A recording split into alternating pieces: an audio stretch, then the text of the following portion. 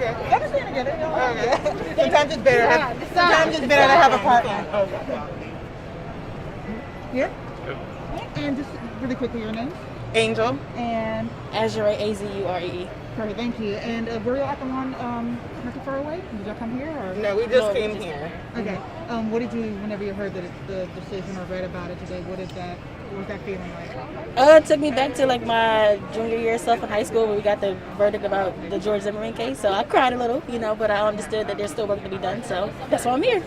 As Black women, does it kind of hit you a little bit differently than everything else that we've been seeing and dealing with the last? Yeah, it definitely does hit different. I was extremely sad to see the verdict, considering especially how long it took to finally hear anything from the government up there. But it wasn't a surprise at all because that's how we've been treated repeatedly through history. I heard someone say earlier, not surprised, but disappointed. Yes, not surprised, extremely hurt, extremely disappointed considering all the work we've done, but that just means we have way more work to keep doing, and that's why we're out here. To keep things like this from continuing to happen, what do you think are some things that need to be done? Is it voting in new people? Is it changing the system? Or is it all of this? I think it's a combination. I'm gonna say it all goes together. So I think that protesting is just a tool in the toolbox of change as well as voting. So if you go and put them hand in hand, then you're going from the protest to the polls. So doing both of that's you being able to hit them in the streets so that they're hearing your voice, but then also you're letting them know that my voice doesn't just matter when I'm in the streets; it matters on the ballot as well. So. I love better training for police officers. I don't think 6 months is adequate to learn a position like that.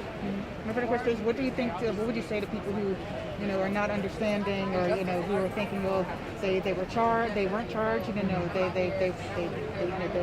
boyfriend shot first, and they returned fire, and one of them did get indicted. What would you say to those people who aren't seeing kind of past those points?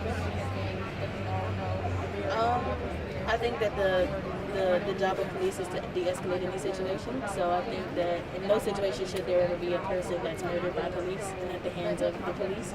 So I think that it just comes down to it's purely black and white and not a gray area. So I think you just got to see the facts and understand the facts that go with it and understand right is right, wrong is wrong, regardless of whether or not you agree with it. That part, right is right and wrong is wrong. At the end of the day, she lost her life and someone needs to be held accountable for it because it wasn't deserved and she had a bright future ahead of her that they took. And it's scary for to know that she was 27 and I just celebrated my 25th birthday yesterday, so I was looking at the comparison of we're close in age and it could have been me. It probably still could be me, unfortunately, and that's the reality that we have to live in. Thank you so much. Thank you for coming. I appreciate it. You're welcome. Thank you.